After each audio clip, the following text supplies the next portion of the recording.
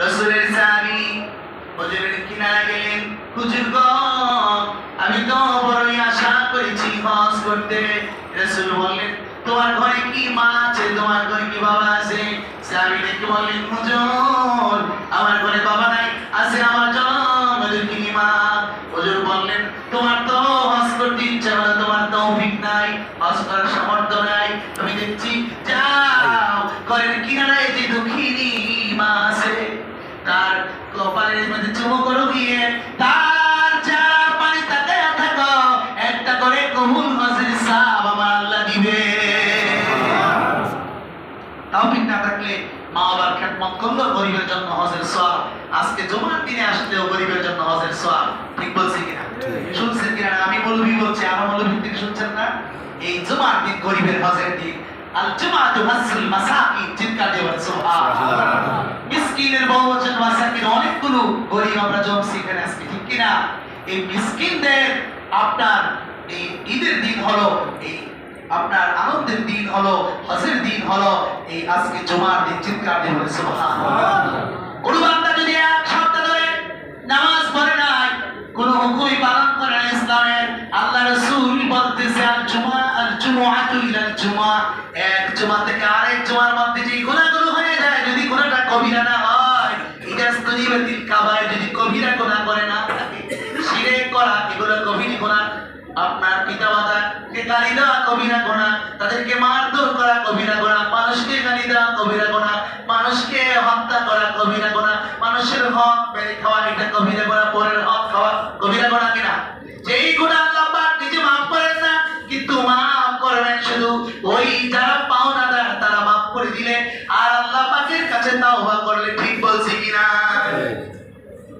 আমার বাবারা যারা হজ করতে যেতে পারে না কিন্তু গরিব, তারা যদি মা বাবার জানার পরে তাকায় থাকেন এক নজরে, মা বাবার কপালে চুমকায়, হাতে চুমকায়, নবী আমার বলেন তাকেও হজের সওয়াব দেওয়া হয়। চিৎকার দিয়ে বলেন সুবহানাল্লাহ। আবার জুমার দিনে আসলে গরিবরা হজের সওয়াব হয়। এক সপ্তাহ যদি কবিরা গুনাহ না করে, ছোট ছোট গুনাহগুলো আল্লাহ আজকে শুক্রবারের জুমার কারণে ক্ষমা করে দেয়। সুবহানাল্লাহ সুবহানাল্লাহ ওয়ালহামদুলিল্লাহ লা ইলাহা ইল্লাল্লাহ সুবহানাল্লাহ ওয়ালহামদুলিল্লাহ লা ইলাহা ইল্লাল্লাহ। কি বলতে কইরেন না, সবাই বলেন সুবহানাল্লাহ ওয়া বিহামদিহি, সবাই বলেন সুন্দর মুখটা ভরে বলেন, আল্লাহ কত সওয়াবে ভরে যাবে। লা ইলাহা ইল্লাল্লাহ লা ইলাহা ইল্লাল্লাহ, সবাই বলেন মুখটা ভরে সুবহানাল্লাহ ওয়ালহামদুলিল্লাহ লা ইলাহা ইল্লাল্লাহ। মিলাদ করলে বেদাত, কিয়াম করলে বেদাত। অনেকেই এগুলো নিয়ে আমাদের সমাজে ইখতিলাফ আছে, জিকির নিয়ে কোনো ইখতিলাফ নাই, আল্লাহর নাম নিয়ে কোনো কি নাই, ইখতিলাফ আছে? আছে? আল্লাহর নাম নিলে গুনাহ হবে? সবচেয়ে উত্তম আপনার জিকির হচ্ছে লা ইলাহা ইল্লাল্লাহ, লা ইলাহা ইল্লাল্লাহ, সুবহানাল্লাহ, আলহামদুলিল্লাহ, আল্লাহু আকবার, তাসবিহগুলো পড়লে এত সওয়াব যে আপনার জীবনে পেরেশানি, ব্যবসা নিয়ে, পরিবার নিয়ে, রাজনীতি নিয়ে, আপনার ছেলে সন্তান নিয়ে এই তাসবিহগুলো রাসূল বলছে প্রত্যেক ফরজ নামাজের পরে 100 বার করে পড়বে। সুবহানাল্লাহ 33 বার, আলহামদুলিল্লাহ 30 বার, আল্লাহু আকবার 34 বার। এই প্রত্যেক সালাতের পরে হুজুর বলছে এগুলো প্রত্যেক সালাতের পরে এটা আপনার আবশ্যকীয় মাসনুন দোয়া, মাসনুন তাসবিহ। এই তাসবিহ পড়লে আপনার সমস্ত বালা মুসিবত দূর হয়ে যাবে, দুশ্চিন্তা দূর হয়ে যাবে। চিৎকার দিয়ে বলেন সুবহানাল্লাহ। রাসূলের মেয়ে ফাতেমা খাতুনে জান্নাত কে না চিনেন? আপনারা সবাই চিনেন, দেখছেন নাকি তাকে? না, দেখেন নাই, কিন্তু আপনি ইসলাম ধর্মের আমাদের প্রিয় নবীজির প্রিয় কন্যা ফাতেমা। রাসূল বলেছেন আলী ফাতেমা তো বিনাতুম মিন্নি, আলী রে তুমি কি জানো না ফাতেমা হচ্ছে আমার শরীরের অংশ। আমার ফাতেমাকে তোমার হাতে আজকে বিয়ে দিয়ে তুলে দিলাম, আমার ফাতেমার সাথে ভালো ব্যবহার করলে আমি নবী খুশি। বলেন সুবহানাল্লাহ।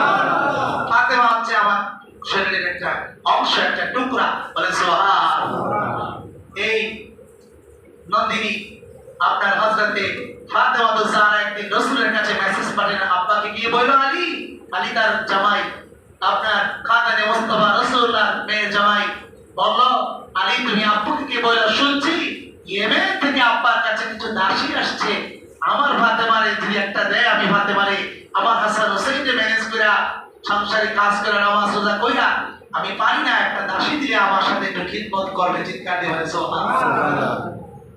সালাতুল আসরের ওয়াক্ত হযরতে রাসূল প্রতিদিন মসজিদে নববীতে উস্তুনে হান্নানা নামে একটা খেজুরের খড়ি আছে, যেটার মধ্যে দাঁড়াইয়া হুজুর ইসলাম এরকম পাকা খুঁটি হওয়ার আগে হুজুর কাঠের গড়ি খেজুর গাছের গড়ি হাতি সাহেব দেখে এসেছেন কিনা, ওই উস্তুনে হান্নানায় দোয়া করলে কবুল হয়। হাজিরা যায় যে তারা তো সবাই জানে না এবং চিনে না, পুলিশের কারণে অনেকে সেখানে যেতে চায় না, বেহায়া হইয়া হইয়া আমাদের কুমিল্লা ভাষায় বলে বেহায়া, মানে পুলিশকে বিরক্ত করে করে আমি সেখানে ধরেছি, আপনার ধরে রাখতে দেয় না, নামাজ পড়ছি আর পিছন দিয়ে একটু ঠেস লাগাইয়া পুলিশ যেন না বুঝতে পারে এখানে একটু বরকত দিয়েছি।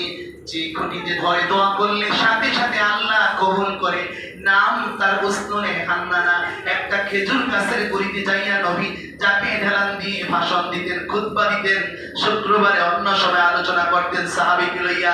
চিৎকার দিয়ে বলেন সুবহানাল্লাহ। শিখতে হবে আমার, এটা আপনি হজ করতে যান ভুলে চলে আসবেন বরকত শূন্য হয়ে। নাম কি তার বলেন তো? উস্তুনে হান্নানা। উস্তুনে হান্নানা। উস্তুনে হান্নানা জবান করে বলেন না আমার প্রিয় ভাইরা। উস্তুনে হান্নানা। উস্তুনে হান্নানা। আরেকটা আছে সেখানে উস্তুনে সারি।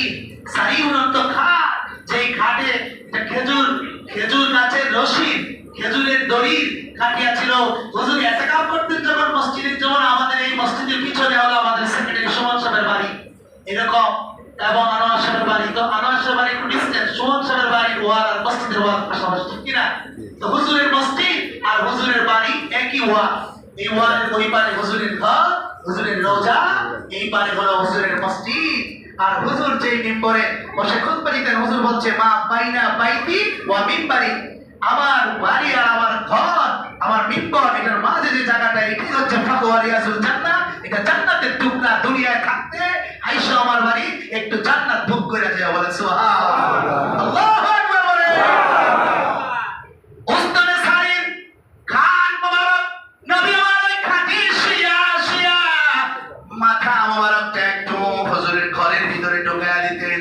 হযরতে মা আয়েশা সিদ্দিকা হুজুরের মাথা মোবারকে আপনার চুল মোবারক গুলো চিরুনি দিয়ে আশ্রয় আশ্রয় বেরি করে দিতেন। বলেন সুবহানাল্লাহ। হুজুরের 3 রকমের চুল রাখছে। কয় রকম? লামাজমা প্রা।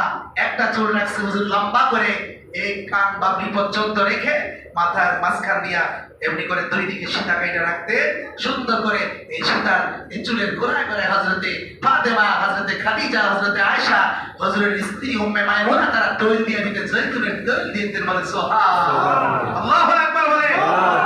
এভাবে আপনি চুল রাখতে পারেন, আর বেরি কইরা সীতা কইরা তেল দিতে পারেন। দাড়ি আসরানো হুজুরের সুন্নাত ছিল, হুজুর একটু চিরুনি রাখতে, মাঝে মাঝে সাহাবীদের সামনে হুজুরের দাড়ি মোবারক গুলো আছে, তিনি কিন্তু সুন্নাত। বলে সুবহানাল্লাহ। আপনি আমল পান না, আপনি মনে করেন বড় হুজুরের মতো পাঞ্জাবি লাগায় আজকাল টুপি পাগড়ি বাঁধলে এটাই কোনো বড় মাওলানা, বড় আমলি আমল। আপনি হাঁটতেছেন, রাস্তার ডান পাশে দিয়ে হাঁটেন, এইটাও একটা সুন্নতের সওয়াব হয়ে যায়। বলে সুবহানাল্লাহ। আপনি বিল্ডিং এ উঠতেছেন, বহুতল আপনি উপরের দিকে উঠেন আর আল্লাহু আকবার বলেন, নিচের দিকে নামেন সুবহানাল্লাহ বলেন, আপনি আমল পান না। আপনার জিন্দেগিতে আমল করার জন্য বড় মৌলবী হইতে হবে না। আপনি সামান্য আমল করলে যদি এক রাস্তাকে আখলিস দীনাকা ইয়াকফিকাল আমালুল কালিল, অল্প আমলই আপনার নাজাতের জন্য যথেষ্ট হয়ে যাবে। চিৎকার দিয়ে বলে সুবহানাল্লাহ। আল্লাহু আকবার। এখানে মদিনা শরীফের হুজুরের এই রিয়াজুল জান্নাত তথা হুজুরের রোজার এই কুল গেছে, এখানে 4টা জায়গা আছে, 4টা জায়গায় দোয়া কবুল হয়। বলে সুবহানাল্লাহ।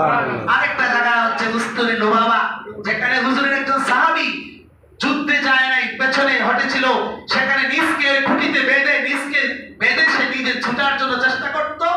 আর এই খেজুরের রশি তো খুব খুশকু খুশকু, খুব ধারালো, তার শরীরের চামড়া কেটে গোশত কেটে রক্ত বের হইতো। মসজিদে নববী রক্তে আপনার বেশি গিয়েছিল। রাসূলুল্লাহ সাল্লাল্লাহু আলাইহি ওয়াসাল্লামকে বললেন, হুজুর আমাকে ছুটাইবেন না, আমি যে যাই না আপনার সাথে যুদ্ধে পেছনে পেছনে ছিলাম, আমি যে পেছনে পেছনে ছিলাম এই জন্য আমি এটা ভুল করেছি, এটা অন্যায় হয়েছে, আপনার সাথে দৌড়ে আল্লাহর উপর ভরসা করে যাওয়া উচিত ছিল। আমি নিজের জানের মালের ভয় করে আমি চাই না, এই জন্য আমি আল্লাহর কাছে তাওবা করতেছি। ওই তাওবার খুঁটিতে ধরে দোয়া করলে সাথে সাথে দোয়া কবুল হয়ে যায়। চিৎকার দিয়ে বলেন সুবহানাল্লাহ। এইভাবে মসজিদে নববীর ভিতরে 4টা খুঁটি আছে, আল্লাহর ঘরের ভিতরে 4টা খুঁটি আছে, হান্নান মান্নান সুবহান দাইয়া। চিৎকার দিয়ে বলেন সুবহানাল্লাহ। ওই খুঁটি জিয়াউর রহমান ধরছিল, ওই খুঁটি আমাদের বাংলাদেশের আলেম অনেকে সাইদি সাহেব ধরছিল। এরকম করে সবাই সেখানে যাওয়ার সুযোগ হয় না। বঙ্গবন্ধু গিয়েছিল একবার রাজনৈতিক দাওয়াতে, তিনি সেখানে গিয়েছেন, ধরেছেন, দোয়া করেছেন, আল্লাহর কাছে চেয়েছেন, এজন্য তারা বড় নেতা হয়েছেন। ওইখানে তো আমরা যেতে পারবো না, আমরা নিয়ত করে করে ধরছি মনে করে আমরা দোয়া করব, তারপর আল্লাহ সওয়াব দিয়ে দেবেন। সুবহানাল্লাহ। কাবার ভিতরে 4টা খুঁটি, কয়টা? কি কি বলেন তো? হান্নান, মান্নান, সুবহান, দাইয়ান। ছেলের নাম রাখতে পারেন বাতিজা, নাতির নাম রাখতে পারেন, ভাইয়ের নাম রাখতে পারেন হান্নান, মান্নান, সুবহান, দাইয়ান। এই 4টা খুঁটি আল্লাহর ঘর। ওই চতুর্ভুজ আকৃতি 4 কোণের ঘরটা স্কয়ার ফিট 100 বার প্রতিটা দেওয়াল। এই 4 কোণের ঘরের ভিতরে 4টা খুঁটি দিয়ে ঘরকে আল্লাহ রেখেছেন দাঁড়া করে। ওই কাবার ভিতরে এই 4টা খুঁটিতে দোয়া করলে সাথে সাথে দোয়া কবুল হয়ে যায়।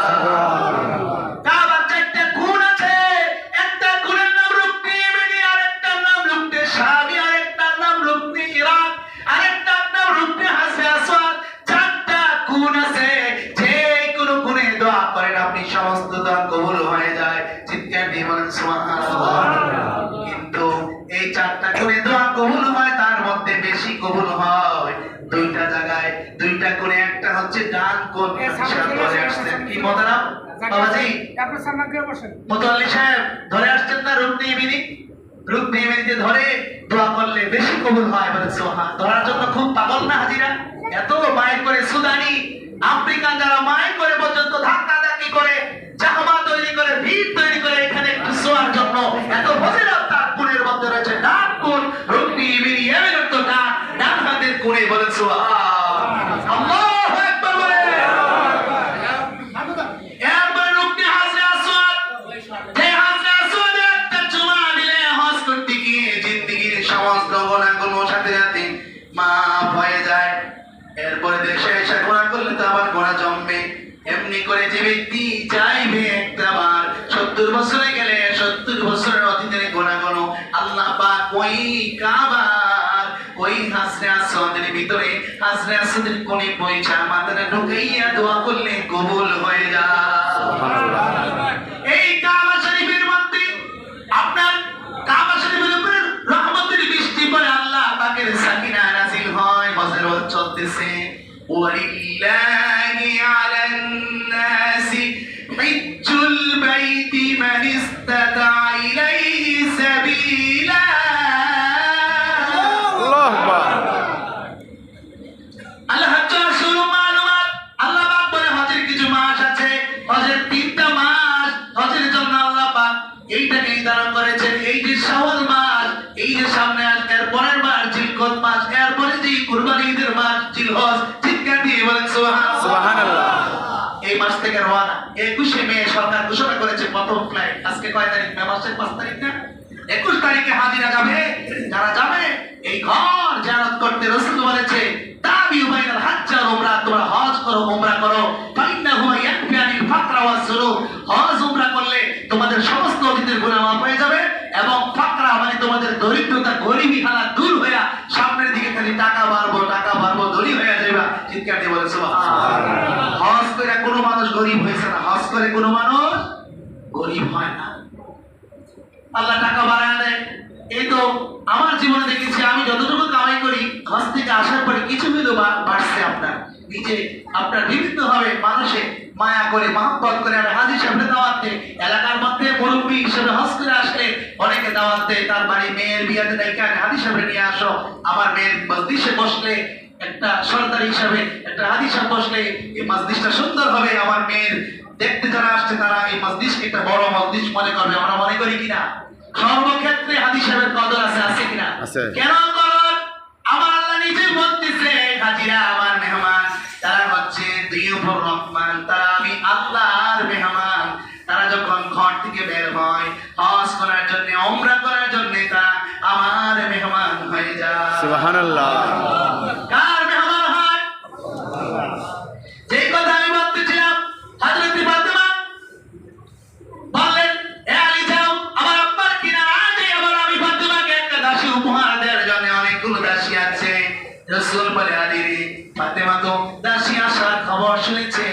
বন্টন হয়ে গেছে, খবর তো পাই না এখনো। আমি তোমাকে বলে দিই, আমার ফাতেমাকে যা বলবা, সাহাবীদের মধ্যে যারা বৃদ্ধ, তাদের স্ত্রী নাই, তাদের সেবা করার কেউ নাই, তাদের খিদমতে আমি দাসী বন্টন করে দিয়ে দিয়েছি। আমি বললাম আলী, আমার আল্লাহকে সাক্ষী রেখে আমার ফাতেমার জন্য কোনো দাসী লাগবে না। আমার ফাতেমাকে যা বলল, প্রত্যেক ফরজ নামাজের পরে সুবহানাল্লাহ 33 বার, আলহামদুলিল্লাহ 33 বার, আল্লাহু আকবার 34 বার তাসবিহ গুলো যদি পড়ে, আমার ফাতেমার কাজ এই তাসবিহের বিনিময়ে আল্লাহ তার ফেরেশতা দিয়ে কমপ্লিট করে দিবেন। সুবহানাল্লাহ। ফাতেমা আমার শুরু করে দিয়েছে। একদিন ঘুমের ঘরে ঘুমিয়ে আছে, যখন নাকি তাহাজ্জুদের সালাতের সময় হয়ে গেছে, হযরতে ফাতেমার ঘুম ভেঙে গেছে। একটু পরে ফজরের সালাত হবে, এরপরে রুটি বানাতে হবে, আলী যুদ্ধের ময়দানে যাবে অথবা দিনী কাজে বের হয়ে যাবে, রাসূলুল্লাহর সাথে যাবে। হযরতে ফাতেমা দেখে কে যেন ওই ঘরের কোণের পাশে তার কিচেন রুমে ফাতেমার ঘরে আটা পিষতেছে, ঢেকিসাটা আটা তৈরি করতেছে, বলে সুবহানাল্লাহ। আটা রেডি করে, এ আসাদুল্লাহিল গালি ও স্বামী আলী, সে খোদা যাও না, ঘরে চোর ঢুকছে, চোর ঢুকছে। আলী কয়, ফাতেমা তুই বলার আগে আমি আন্দাজ করেছি আমার ঘরে চোর ঢুকবে। মক্কা মদিনায় এমন কোনো প্রাণী জন্ম হয় না যে আলীকে শয়তান ভয় পায়। আমার ঘরে চোর ঢুকবে এটা সাহস করতে পারবে না। ফাতেমা জানো না এটা চোর না রে, কে যেন তোমার কাজগুলো করে দিচ্ছে রে। আমার জন্য হাসান হোসেনের রুটি বানাইতা, তুমি যে নাকি দিয়ে রুটি পিস্তা, ওই যে তুমি কম পিস্তা চপ ভুট্টা থেকে আটা তৈরি করতা, ওই ঢেকি দিয়া কে জানে আটা বানাইতেছে। চিৎকার দিয়ে বলেন সুবহানাল্লাহ। ফাতেমার স্বামী মিলে দুইজনে গিয়ে দেখলেন কেউ না আটা তৈরি করে রেখে দিয়েছে। রাসূলুল্লাহ কিনারায় ফজরের সালাতের পরে হযরত আলী যখন দৌড়ে গিয়ে মেসেজ দিলেন, নবী আমারকে বলে, এ রে আলী, এটা কোনো চোর না, এটা হলো আমার আল্লাহর ফেরেশতা মালাকুল্লাহ। সুবহানাল্লাহ। ফাতেমা যে আমার কাজ করেছে, আমার আল্লাহর কাজ করেছে, আমার কথা মেনেছে, এজন্য ফাতেমার জন্য আল্লাহ পাক তার ফেরেশতা মদদগার করে দিয়েছে, সাহায্যকারী বানায় দিয়েছে, বলে সুবহানাল্লাহ। ফাতেমার যেই কাজ দাসী করতো, ফাতেমা আমার আল্লাহকে ডাকার কারণে আল্লাহ পাক তার ফেরেশতা দিয়ে ফাতেমার কাজ শেষ করে দিচ্ছে, ফাতেমার কাজে সহযোগিতা করে দিচ্ছে, বলে সুবহানাল্লাহ। আল্লাহু আকবার। আমার ভাইরা, এইভাবে আমরা হজ করতে যাই, উমরা করতে যাই, আমরা এইসব জায়গা দেখার জন্য যাই। ওই যে তিনি গিয়েছেন আমাদের মুতাল্লি সাহেব জনাব এম কামরুল ইসলাম সাহেব, তিনি যে উমরা করে আসলেন মদিনা শরীফে, প্রথমে তিনি গিয়েছেন, বলছেন হুজুরের রওজা সালাম দিয়ে বাবুল বাকি দিয়ে একটু পূর্ব দিকে যাইয়া, পূর্ব দিক থেকে যখন দক্ষিণ দিকে মোড় দেয়, পূর্ব দক্ষিণে দেখা যায় জান্নাতুল বাকি, যেখানে 10,000 সাহাবী জান্নাতি হয়ে ঘুমায় আছে, বলেন সুবহানাল্লাহ। ওইখানে যদি কোনো বাঙালি পাকিস্তানি মাটিতে যদি জাহান্নামী হয়, হারাম রক্তের হারাম মাংসের জাহান্নামী হয়, ওইখানে কবর দিল ফেরেশতা উঠায়া তাকে নিয়ে ওই যেখানে জাহান্নামীরা যেখানে থাকা সেখানে নিয়ে যাওয়া হয়। ওইখানে কোনো নেককার জান্নাতি মানুষ যারা থাকতে পারে না, চিৎকার দিয়ে বলেন সুবহানাল্লাহ। আমি যখন প্রথম বছর যাই 14 সালে, আমি জায়গা চিনলাম না, আমি রাসূলের রওজায় সালাম দিয়ে বাবু সালাম দিয়ে ঢুকে বাবুল বাকি দিয়ে বের হয়ে পূর্ব দিকে যাচ্ছি, মানুষগুলো দৌড়ায়। আমি ডেকে বললাম, কে গো তোমরা দৌড়াচ্ছ, এখানে কোনো দুর্ঘটনা হয়েছে কিনা? আমার একটা ভাই ছিল, আগুন লাগতো মক্কা মদিনা, অনেক জায়গায় এমনিতেই আগুন লাগে, পর্যাপ্ত হিটে গাড়ির টায়ার জ্বলে গিয়ে রাস্তায় পাথর থেকে আগুন বেরিয়ে পড়ে। আমি বললাম আগুন লাগছে কিনা? একজন বাঙালি হাজি কলিকাতা ডেকে বলে, এই তুমি কি নতুন রে, তুমি কি বাংলাদেশি? আমি বললাম হ্যাঁ আমি বাংলাদেশি। তুমি জানো না ওই পূর্ব দিকে জান্নাতুল বাকি দেখা যায়, বলে সুবহানাল্লাহ। ওই যে জান্নাতুল বাকি যেখানে 10,000 জান্নাতি মানুষ জান্নাতি ঘুম পাড়তেছে, তুমি কি চিনো না? এটা মাকবারাতু জান্নাতুল বাকি, কবরকে বলা হয় মাকবারা। কি বলা হয়? আমরা বলি গুরুস্থান, আরবিতে বলা হয় মাকবারা। কি বলা হয়? মাকবারা। মাকবারাতু জান্নাতুল বাকি দেখা যায়, তুমি কি জানো না? আমি তো নতুন, আসো আমার সাথে আসো। দৌড়ে গেলাম, সকালবেলা আসরের পরে 2টা গেট খুলে দেওয়া হয় কবরে ওঠার জন্য। আমাকে ওই হাসি বললেন, আমি আরো আগে এসেছি একবার, তুমি তো 14তে আমার সাথী হয়েছো, আমি একবার দর্শনে এসেছি, এই যে দেখো রে, উঠতে গেলে হাতের ডান পাশে নবী নন্দিনী হযরতে ফাতেমার কবর দেখা যায়। সুবহানাল্লাহ। কার কবর? ফাতেমার। একটু উঠে উঠলে আমাদের মুতাল্লি যা দেখে এসেছে, অনেকগুলো মুদ্রা আছে, আমাদের মতো আলেম পুলিশরা পাহারা দিচ্ছে। খাতানে মুস্তাফা হযরতে উসমান জিন্নুরাইনের কবর দেখা যায়। বলেন সুবহানাল্লাহ। কি দেখা যায় কিনা বাবা? মুতাল্লি সাহেব দেখছেন কিনা উসমান জিন্নুরাইনের কবর? আপনার দেখা যায় উঠোনে সরকারি পুলিশ অনেক পাহারা দিয়ে রেখেছে, যিনি গোটা দুনিয়াতে এই কোরআনের পাতাগুলোকে বিভিন্ন গাছের ছাল থেকে, পাথর থেকে, আপনার হাড়ের মধ্যে লেখা ছিল কোরআন, সেখান থেকে একত্রিত করে কোরআনকে এই পুস্তক আকারে, বই আকারে তামাম পৃথিবীর বুকে ছড়িয়ে দিয়েছেন। জামিউল কোরআন খাতানিল মুস্তাফা উসমান জিন্নুরাইন এত অবদান ইসলামের জন্য করেছে, এজন্য মরার পরে জান্নাতি ঘুমগুলো হতে ঘুমাইতেছে, আর দুনিয়ার মধ্যে তার কবরকে পাহারা দিয়ে রাখতেছে। কিন্তু বিধর্মীরা এইসব কবর থেকে তাদের তারা তো মরে না, তারা তো শহীদ হয়েছে, তাদের লাশ যেমনি করে তারা কাপড় পরা ছিল এরকম করে কোনো জানাজা ছাড়া শহীদদেরকে মাটি দেওয়া হয়। হযরত উসমান জিন্নুরাইনকে নামাজ পড়া অবস্থায় শাহাদাত করেছে কাফেররা, তাদের কবরে দেওয়া আছে। তাদের লাশ নিয়ে তারা যে এত বড় লৌহ মানব ছিল, এত বড় আল্লাহওয়ালা ছিল, এত বড় ধনী ছিল, এত বড় সৎ ন্যায়পরায়ণ ছিল, এগুলোকে রিয়ালাইজ করার জন্য, অ্যানালাইজ করার জন্য, অ্যানালাইসিস করার জন্য পৃথিবীর বিবিধর্মী বিভিন্ন খ্রিস্টান, বৌদ্ধ, আপনার তারা এগুলো গবেষণা করার জন্য তাদের লাশকে চুরি করতে চায়, নিয়ে গবেষণা চালাতে চায়। চিৎকার দিয়ে বলেন নাউজুবিল্লাহ। নাউজুবিল্লাহ। স্বয়ং আমার বিশ্ব নবীর, আমার পেয়ারা হাবিবের, আমার আল্লাহ পাকের নবীর আপনার লাশটাকে ইহুদিরা চুরি করতে চেয়েছিল। শুনেছেন কিনা? ঠিক। তৎকালীন সময় মদিনার যিনি গভর্নর ছিল আপনার নূর মোহাম্মদ জাহাঙ্গীর রাহমাতুল্লাহ আলাইহি, তাকে দেখানো হয় স্বপ্নে থেকে তিনি আসতেই আপনার লাশ চুরি হয়ে যাবে। এই জন্য আল্লাহ তাআলা তাদেরকে, যারা আসতেছিলেন মাটি খুঁড়ি করে, যারা বছর কি বছর লাগিয়ে আসতেছিলেন, আর সেখানে আপনার তখন তাদেরকে মাটি চাপা দিয়ে আল্লাহ পাক জমিনের সাথে মিশিয়ে দিয়েছে। চিৎকার দিয়ে বলেন সুবহানাল্লাহ। সেই আল্লাহ পাক আছে কি? আল্লাহ এখনো আছে। এই আল্লাহ পাক যে কোনো সময় আল্লাহর কাছে বিচার দিলে, আল্লাহ পাকের বান্দা সেরকম প্রিয় হয়ে গেলে আল্লাহ পাক আপনাকে হেফাজত করবে। ঠিক বলছি কিনা? আল্লাহ পাক কবুল করুন। এই হজে বাইতুল্লাহ জিয়ারতে মদিনা যাওয়ার তৌফিক দাও। এই হজের মাস এসে গেছে, এখনো সরকারি ভাবে আপনার যাওয়ার মতো কিছু কোটা ফাঁকা আছে। যদি কোনো অর্থবিত্ত থাকে চলে যান আল্লাহর ঘর, রাসূলের রওজা দেখতে। রাসূল বলছে, মান যারা কবরি ওয়াজাবাতাহু শাফাআতি, যারা আমার রওজা জিয়ারত করবে আমার শাফাআত তার ওয়াজিব হয়ে যাবে, আমার সুপারিশ তার ওয়াজিব হবে, জান্নাতের সে মালিক হয়ে যাবে। সুবহানাল্লাহ। আসুন আমরা হজ যাওয়ার ফিকির করি, অবশ্যই না পারি। ভূমিকম্প হয়েছে, রাসফা কোরআন শরীফে আছে, সূরা আরাফে ভূমিকম্প দিয়ে জমিনকে একদিন আল্লাহ পাকের বিদ্রোহীদেরকে, আল্লাহ পাকের মানে ইবাদতের বহির্ভূত যারা চলে, তার জুয়া বিভিন্ন অপকর্মে, আপনার সেই বিভিন্ন চেনা অপকর্মে যারা বিভিন্ন প্রস্টিটিউটের মধ্যে, আপনার এই ফক্স কোয়ার্টারের মধ্যে প্রতিটা লিপ্ত থাকে, এই সকল মানুষকে শিক্ষা দেওয়ার জন্য আল্লাহ পাক এই শের জমানা কিয়ামতের আগে এই রাসফা দিয়ে, ভূমিকম্প দিয়ে মানুষকে জমিনের সাথে মিশিয়ে আল্লাহ পাক তার শাস্তি গ্রহণ করবে, তাদেরকে আযাবুন আলীম দিবে, তাকে কঠিন যন্ত্রণা দিবে। সেটার কি চিত্র আমরা তুরস্কে দেখেছি, সিরিয়াতে কিছুদিন আগে সংবাদ পেয়েছি, এই বাংলাদেশেও যুগে যুগে হয়ে যাচ্ছে কিনা? আজকে সমাকালে হয়েছে। আল্লাহ পাক আমাদেরকে এগুলো থেকে হেফাজত করুন, সকলে বলে আমিন। এবং ওয়াজে বাইতুল্লাহ জিয়ারতে মদিনা যাওয়ার তৌফিক দাও, সকলে বলে আমিন। আজকের মতো এখানে শেষ করছি। সুন্নাত পড়ার জন্য 4 রাকাত সকলকে সবিনয় অনুরোধ করছি। আসসালামু আলাইকুম ওয়া রাহমাতুল্লাহ।